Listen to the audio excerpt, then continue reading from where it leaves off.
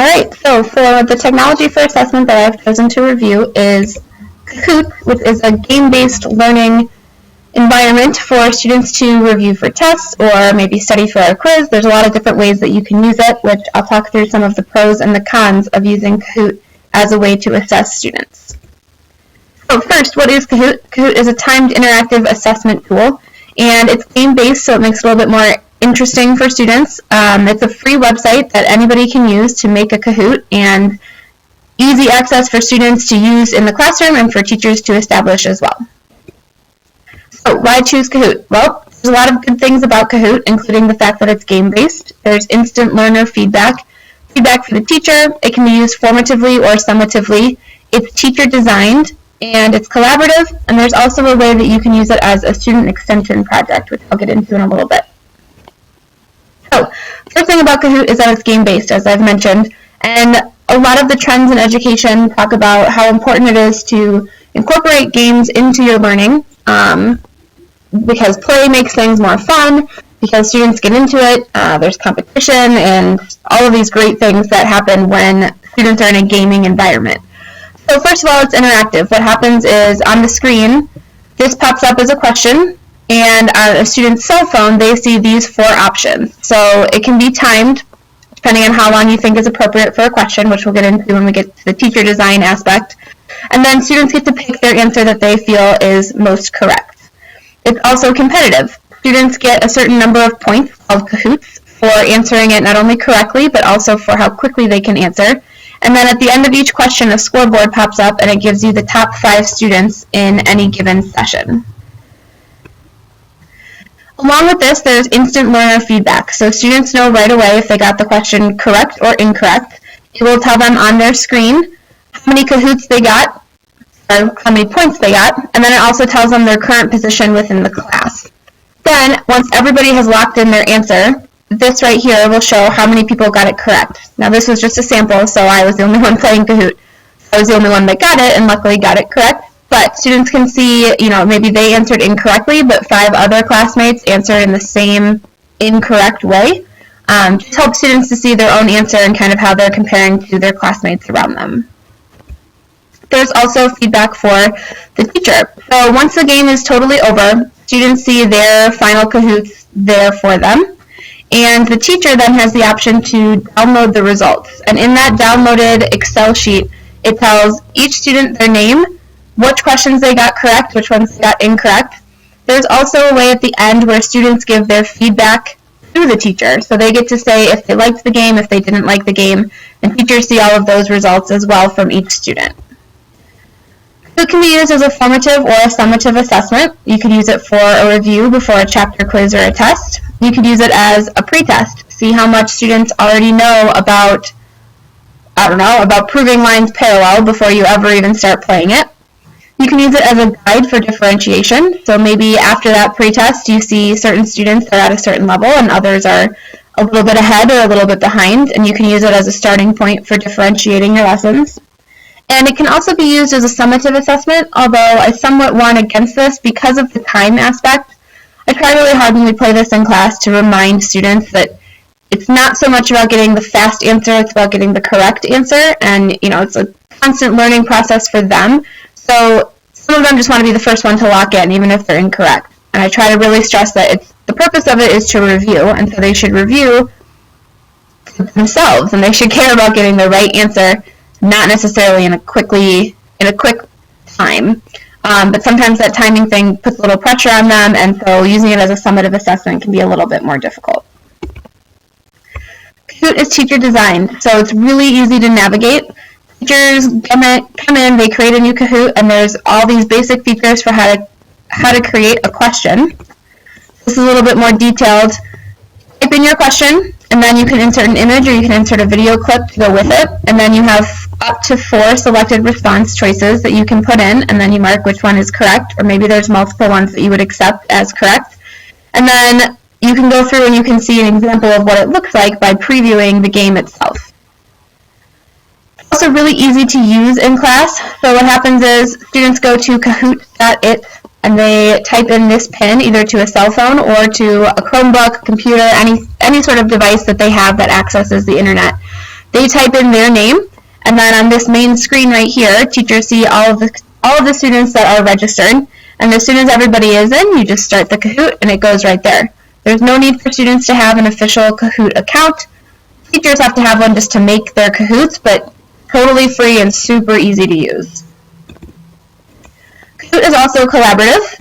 You can collaborate with people you know. So for instance, in geometry, I made a review for angles, and then I shared that with my 2 other colleagues that teach the same level of geometry that I do. I also shared it with my honors teacher for geometry, and he ended up taking my Kahoot and just adding a little bit more to it to make it more level appropriate for his class. Likewise, some of the lower level geometry classes took some of my more difficult questions out to make it more appropriate for their class.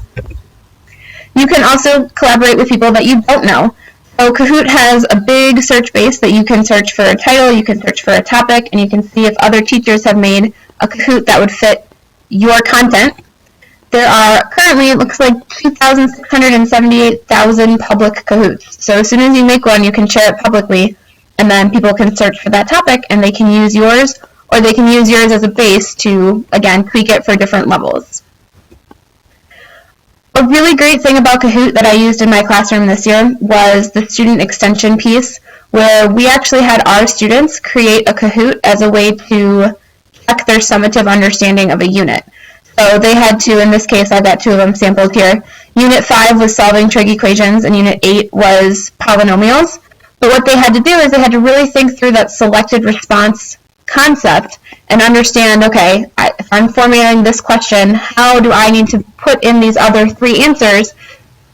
Really understand, common mistakes in a question and all of that goes along to making a multiple choice question bank. The other thing, too, that was really important was they had a minimum requirement of 15 questions, but they also had to cover the material well enough as if it was a, summative snapshot of a unit. So they had to go through all of their materials, make sure that they were asking the right types of questions, make sure that everything was, part of the unit that they had just studied. So potential downsides to Kahoot, the selected response thing does make it a little bit difficult because you're somewhat limited in how students can answer. Although because it's teacher designed, you can really format your questions in any way. So for a big part of the proofs unit that we did a lot of always, sometimes, and never questions, which are really quick, think about it and it's spit back the answer. For other questions I've just put a 2 or 3 minute time limit on it, and it's one that students really need to work through. So, finding the zeros of a polynomial. And it might take them a while to do it, but that's where the timed aspect of it, you have the adjustment for it so you can change it a little bit. So again, the time thing, even if you adjust the time, students sometimes tend to stress themselves out a little bit about the timing. I wish that there was a way that you could cover up the time on it so students weren't just watching it tick down. Another potential downside, but it's also an upside, is the leaderboard concept. So with students competing with one another, they want to see their name up on the leaderboard. But for some students, they don't want to be recognized for getting the answer right. They'd rather sit and just know that they themselves are learning the material. And for other students who consistently are at the bottom of the class, can sometimes get discouraged, and then instead of really participating in the game, they start to just guess on their answers and not really take the time to learn it because they know they're never going to be back up on that top of the leaderboard. But again, if you have a discussion with your students before you start playing any Kahoot, about the purpose is to learn and to reflect on your own learning and to see what you do and do not know, chances are they'll take it a little bit more seriously and some of these issues that are downsides won't actually come up. Alright, so the in-task core teaching standards, Kahoot meets a lot of them. As I went through and I was looking at all of the different identifiers for assessment, there we go, I really feel like Kahoot allows teachers to reflect on their own teaching using all of these things. Some of the accommodations are, letting students with visual issues sit closer to the front so that they can see better and they can, be removed from distractions around them when people are very intense in playing the Kahoot game. Also, accommodations for learning differences is being able to put up a picture with the questions so they have a good visual in their head. Engaging learners in analyzing their own results, it's really a self-monitoring game, and they can be as involved or as uninvolved as they want to, but I really think that because it meets so many other of the teaching standards and it's so great in so many ways, that you're always going to have one or two students that maybe don't participate as much as they should. And because you're up there leading a game, you can't necessarily be monitoring them as closely and preventing them from just guessing the right or wrong answer. But really a learning game or a learning assessment is for the learner to learn about themselves. And again, it can be used as both formative or summative. Overall, I really feel like Kahoot is a great assessment tool. It definitely has its downsides, but overall, I would highly recommend it. The reason I chose to review Kahoot is because I've used it in my own classroom, but I've never really stopped to pause and reflect as deeply on it as I have for this key assignment. And I really think that it solidifies my choice to use it in the classroom, and I'm going to continue using it in front of the students as a full game, but also as a way to have them, create their own Kahoots to really see if they understand what it takes to have a full comprehensive view of any given unit within our math classes. So all the images that I took were screenshots from Kahoot.it, and to get your free Kahoot account, you just go to getaKahoot.com, and everything is so straightforward and so user-friendly.